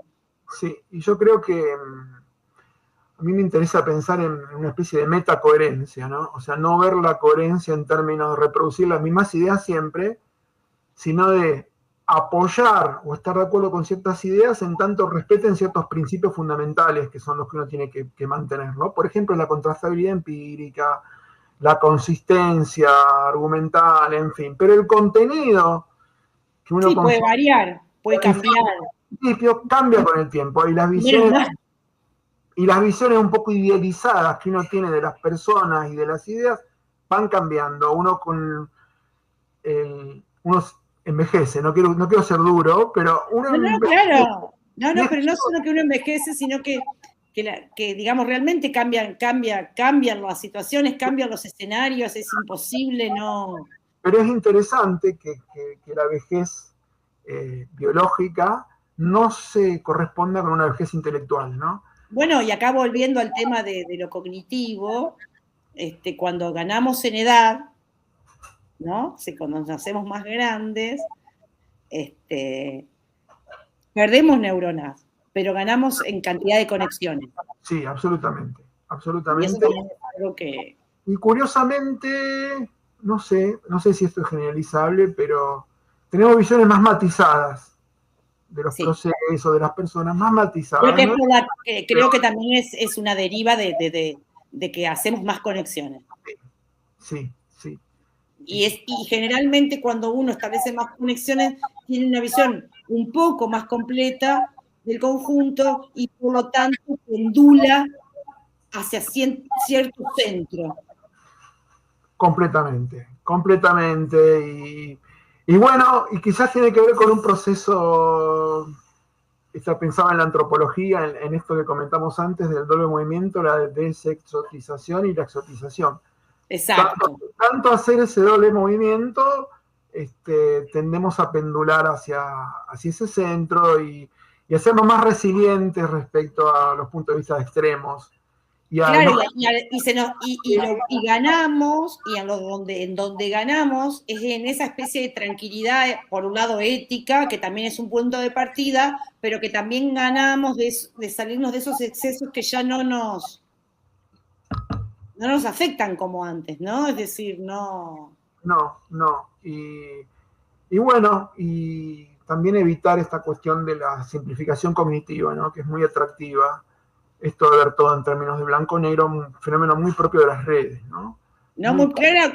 Por eso traía el ejemplo de cómo las personas que van envejeciendo a la vez pueden tener menos, vamos teniendo menos neuronas, pero también vamos teniendo más conexiones. Sí. Y eso es fantástico para mí. Sí. Y para toda la humanidad. Sí. Y nos centramos, a ver, estoy generalizando en este ataque de emoción, pero nos centramos menos en los datos y más en los metadatos. Exacto. Menos en el contenido puntual, en el recuerdo pormenorizado de autores y textos e hitos, y más en los patrones. Claro, eso, en los patrones, en eso que es que es como cuando uno, digamos, con respecto a la lectura, siempre vuelve a los clásicos. Bueno, es esta cuestión de, digamos, que siempre lo relevante va a quedar y eso que queda se profundiza. Sí. Porque por algo queda. Estos patrones, o sea, que no tienen que ver con detalles o con puntos de vista, o con si cambiaron los acontecimientos, sino que tienen que ver, digamos, con cómo uno, digamos, en realidad va creciendo. Yo creo que uno se va a ver, quizás por una defensa corporativa de la edad, digamos, generacional. Porque uno está en esa etapa de la vida, entonces hay que darle algo bueno. Uno va afinando el lápiz, profundizando. Los patrones que uno percibe están articulados de manera cada vez más sutil, me da esa impresión. Menos apegados a los datos y más articulados a procesos de un grado de abstracción mayor. Yo siento eso, ¿no? Sí, yo siento lo mismo. Vos sabés que he comentado acá en el canal, cuando hablábamos con Andrés de judaísmo del segundo templo, que tiene que ver con la temática del canal, de los patrones, y cuando uno encuentra patrones, ¿no? De influencia persa, de influencia babilónica, después de influencia helénica, ¿no? De influencia egipcia. Y en realidad te vas quedando con esos patrones, a medida que pasa el tiempo, te vas quedando con esos patrones que ya identificaste, que además se parecen un montón. Y uno puede identificar, bueno, esto es persa, esto es babilónico, esto es egipcio. El cerebro humano es muy bueno identificando patrones. Muy bueno.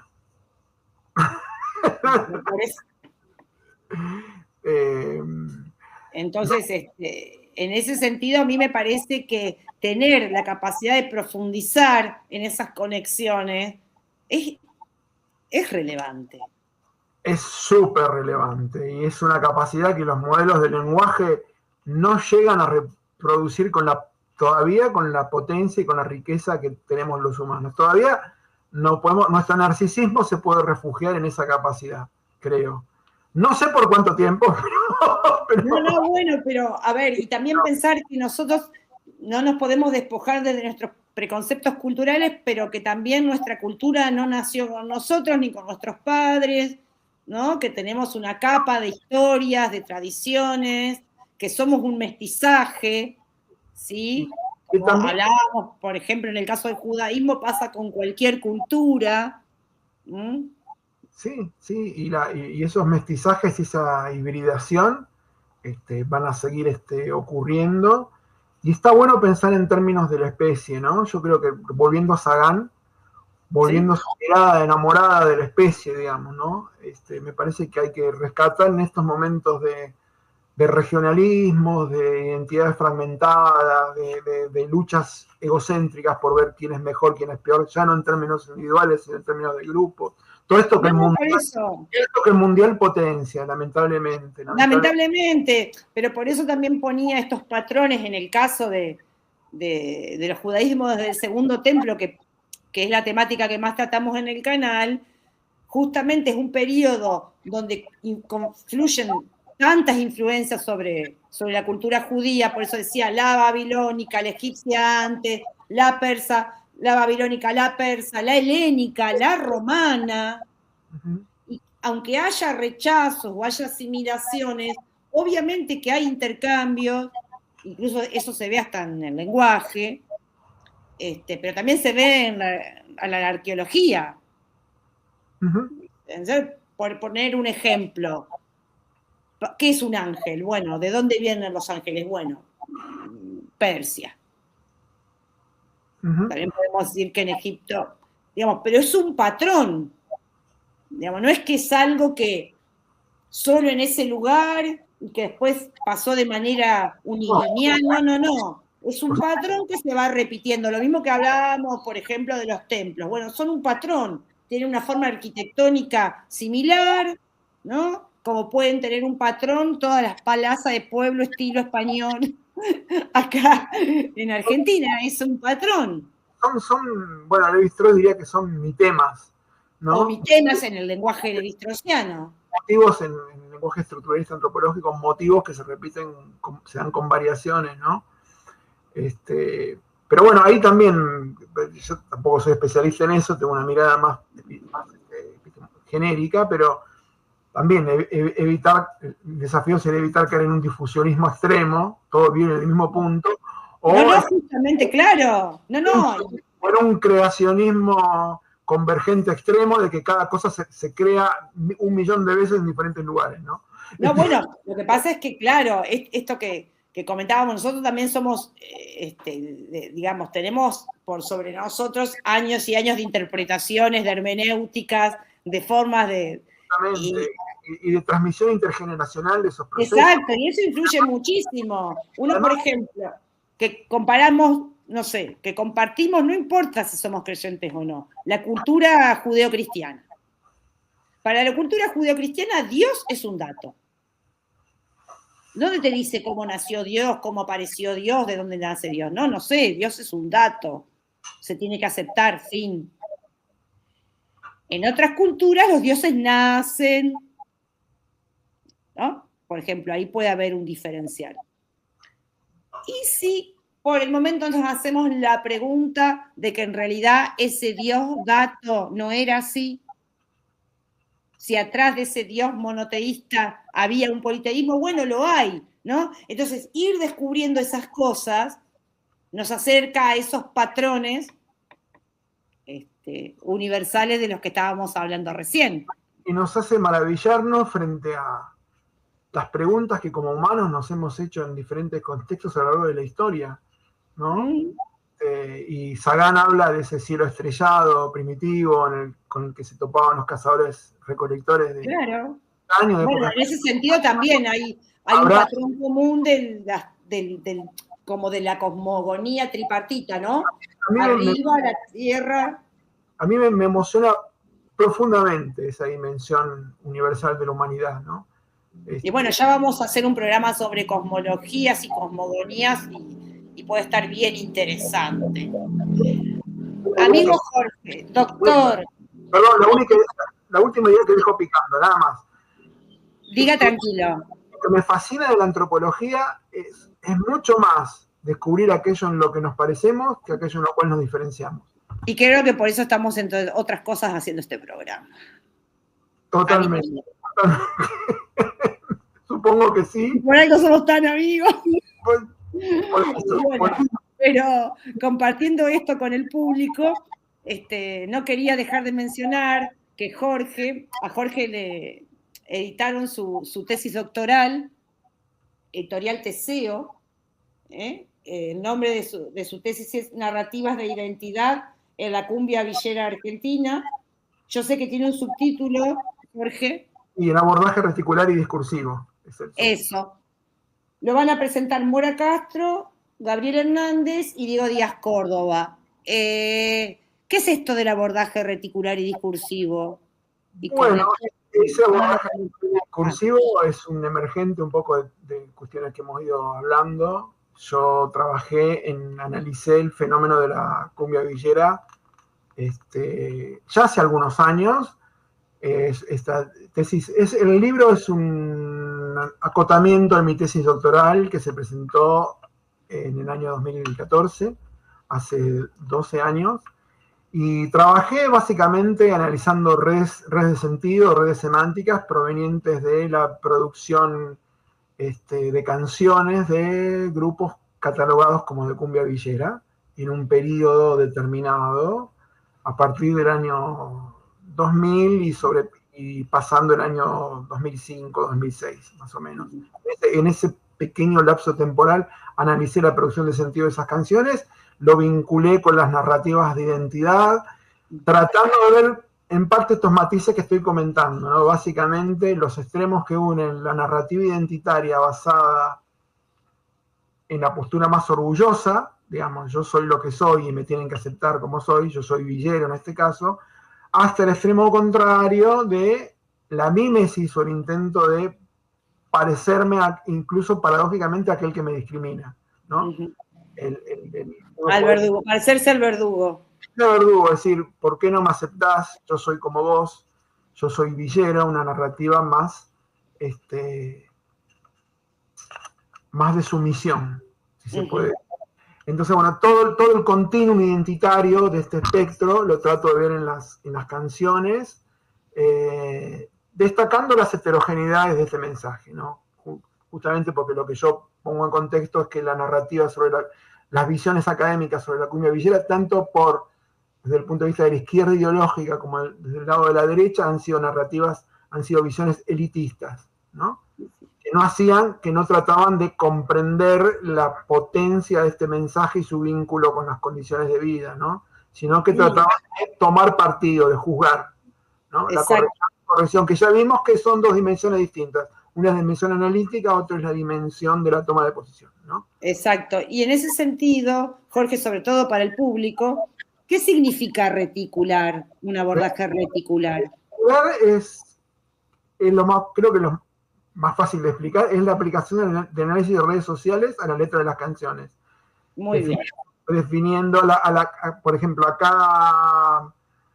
a cada valor identitario reivindicado como un nodo y viendo las conexiones de estos valores identitarios entre sí a través del universo reticular de las canciones. Exacto. Y ver como una red y ver, por ejemplo, es uno de los abordajes, no es el único porque usé varios. Pero uno de los abordajes fue conectar valores identitarios a través de las canciones, ver cuál era la frecuencia y cuál era el valor reticular de estos valores de estos. Claro, un poco para que aclararas el concepto, porque por ahí el público escucha o lee reticular y no entiende. Porque analicé diferentes redes, utilicé exactamente el paradigma de la red para analizar, para ver los vínculos narrativos, los vínculos en las historias de vida, ver por ejemplo, esa fue otra de las redes, ¿no? Las vidas de los individuos segmentadas en sus diferentes momentos, conectadas con las canciones, ¿no? Desde la llegada a la villa, la vida en la villa, el empezar a robar, por ejemplo, las trayectorias de robo, que no son las únicas, bueno, si la policía aparece o no, qué pasa con ese relato, bueno, entonces yo conecté narrativamente esos universos a través de un abordaje reticular, a través de una red de momentos biográficos, diríamos, ¿no? Ese fue otro de las redes. Claro, tomando de las historias de vida.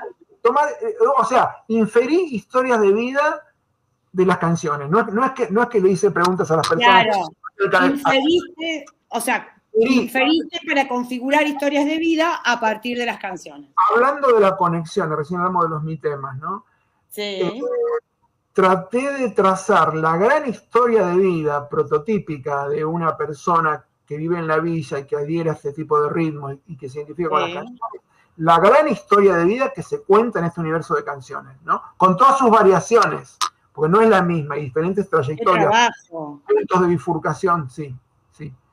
Y fue un trabajo muy ingenioso. Basándome un poco en la idea de función narrativa de Prop, de Vladimir Prop, que fue un lingüista ruso. Bueno, sí, Prop. También da pie a otro. Bueno, pero Prop, pueden buscar Prop y leer Prop, que también viene muy bien. Sí. El tipo analiza una cantidad enorme de cuentos rusos y descubre que hay 31 funciones narrativas fundamentales. La del héroe, la del antihéroe, la del ayudante, la del... Sí, claro. El enfrentamiento con una entidad maligna, vencer o no esa entidad maligna, en fin, se trazan diferentes trayectorias. Bueno, pero las estrategias de Prop son bastante usadas, ¿no? La filología, también en algunas líneas, digamos, un poco más científicas vinculadas a la escritura y a la lingüística. En el caso de Prop es la trayectoria del héroe. Claro. Yo sé la trayectoria de la persona de la villa, digamos, ¿no? El habitante más o menos típico de la villa, visto a través de la cumbia villera, visto a través de esos relatos, ¿no? Exacto. Bueno, otros relatos y otro héroe. El punto es el modelo que ofrece Prop. Sí. Y ese fue otro de los abordajes. Otro de los abordajes fue el de los valores identitarios, cómo se conectaban en red. Y hice también entrevistas y en fin, hice también un análisis de las entrevistas en función de historias de vida. Extraje perfiles de las personas a través de un proceso de inferencia basado en redes. Por eso es que es un abordaje reticular y es discursivo, porque el insumo lingüístico es discursivo. No solo canciones, sino historias de vida. Y a la vez cuantitativo y cualitativo, como estuvimos hablando. Y cualitativo, porque hice trabajo de campo en Buenos Aires y en la provincia de Jujuy también. Hice mi trabajo de campo, mi bautismo de fuego etnográfico, preguntando sobre la recepción de estas... Yo he tenido trabajos de campo arduos y... Bueno, es así, son bautismos de fuego. ese trabajo de campo no lo cuento en este libro, porque eso, si no era interminable el libro. O sea, la tesis original de casi 700 páginas con los anexos, y no podía hacer cuando publican siempre te recortan, si es así, porque si no es interminable.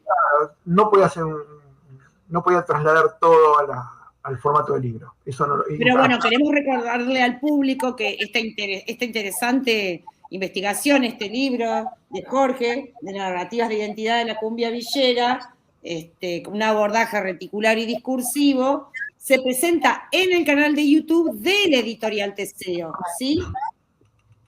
Que es en el canal de YouTube, @editorial Teseo 4115. Esa es la dirección y es mañana martes 21 de julio a las 21 horas. ¿Está bien dicho? Mañana no es martes. No, mañana dije. No, te estás salteando la final, por algún motivo. ¿Por cuál? Y ya tengo varias cábalas. Bueno, es el martes 21, perdón. Varios días me salté. Es el martes 21 a las 19. A las 19 horas. A las 19 estaba bien. Por YouTube, en el canal del Editorial Teseo. Sí. Así que todos los que quieran presenciar la presentación del libro de Jorge, va a estar más que interesante. Sí, creo que va a quedar colgado ese video también, lo van a grabar. Bueno, lo pueden ver en el momento o ver después, en diferido. Asincrónicamente, como decimos, desde la pandemia. Exactamente. Lenguaje de la época, lenguaje pandémico. Lenguaje pandémico, sí. Exactamente. Bueno, Jorge, colega y amigo, es un gusto tener una eminencia como vos, un maestro como vos acá en el canal, así que te quería agradecer un montón. Y bueno, a disposición, muchas nervios para el martes. Sí, bueno, yo te recontra agradezco, Anita, me sentí muy cómodo. Hemos corroborado ese sustrato común de posicionamientos y de conocimientos y de patrones trabajados a lo largo del tiempo, y estaré atento como a tus intervenciones en el canal, a todo lo que ocurra, y bueno, gracias de nuevo por esta oportunidad. No, gracias a vos. Gracias a vos. Este canal se hace de a poco, es muy chiquito, recién lo estamos empezando, y se hace con colegas, con gente que quiere venir a contar sus experiencias, a compartir su conocimiento. Así que la agradecida soy yo. Es una muy buena idea, un patrón a replicar. Un patrón a replicar. Bueno, buenísimo, porque también esto de YouTube también funciona como una red. Absolutamente, sí. Y es apropiarse para mí virtuosamente de este tipo de recursos, ¿no? En esta época de saturación informativa sin demasiado sentido muchas veces, ¿no? Sí, y tiene además YouTube tiene la capacidad, ¿no?, de lo visual, el texto, la cuestión de la interacción, el vivo, el grabado. Es algo bastante versátil tanto para investigadores, intelectuales, divulgadores. Este es un canal de divulgación, entonces en ese sentido, bueno, tratamos de que la gente pueda entenderse y entendernos entre todos un poco mejor y llevarnos un poco mejor. Sí. Seguro. Yo creo que mi balance, mi predicción es positiva en ese sentido. Sí, y yo creo que es muy interesante también la cuestión de las traducciones, no solo de un idioma a otro, sino de esta práctica en el buen sentido del traducir. Toda traducción implica una interpretación, pero la divulgación tiene el mérito de poder poner a disposición de gente que quizá no ha estudiado antropología en este caso, cierta información y material para adentrarse si así le interesa. Sí, sí. Además el discurso de uno se reconfigura en un contexto nuevo. Yo me escucho hablando en este contexto y está buenísimo, porque no es el contexto docente, no es el contexto de investigación, Claro. no es el contexto de las jornadas o del Tampoco. Es un contexto distinto y es apasionante cómo va mutando el lenguaje, cómo se van recombinando las preguntas, cómo uno se cuestiona la forma de hablar, esto se entenderá, no se entenderá, en fin. Me parece súper interesante lo que eso genera. Bueno, y la verdad es que yo soy bastante nueva en esto y por eso comparto plenamente lo que estás diciendo. Yo ni hablar, ni te digo, no. Así que bueno, te súper felicito, mucha suerte para el martes. Bueno, Yes. el domingo Y el domingo más todavía. vamos a necesitar mucha merda. Sí, está difícil, está muy difícil. Pero bueno, la cábala también dice que está difícil, ¿no? Es una cábala. Bueno, y un día vamos a hablar de la cábala y su origen en la cábala. La cábala. En la cábala. Sí. Entonces, bueno, cada uno tendrá su cábala, yo tengo la mía. Pero una cábala cultural argentina no es decir que vamos a ganar. ¿No? Yo no dije eso. No digo que vos lo digas, digo que... Que también veo como patrón, ¿no? En cambio, en otros países vamos a ganar o como... Tal cual. No, eso no se dice. Acá tenemos otro tipo de... Habría que estudiar. Ese es un objeto de estudio, ¿viste? Estudiar el tipo de cábalas. Pero esquivamos... Que nos aferramos místicamente. Y a cierta sacralidad de no anticipar el resultado. Sí. Esa mística, ¿no? ¿Cuál es el patrón místico para el resultado? Uh-huh. Así que, bueno, Jorge, muy agradecida, de verdad, y bueno. Lo mismo me quedo sin palabras, de verdad, muy emocionada también. Sí, comparto esa emoción y bueno, y la seguimos en cualquier otro contexto. Digo. Sí, claro que sí. Bueno, nos vemos, Jorge. Nos vemos. Hasta luego. Gracias. Muchas gracias. Leitraud, gente. Shalom.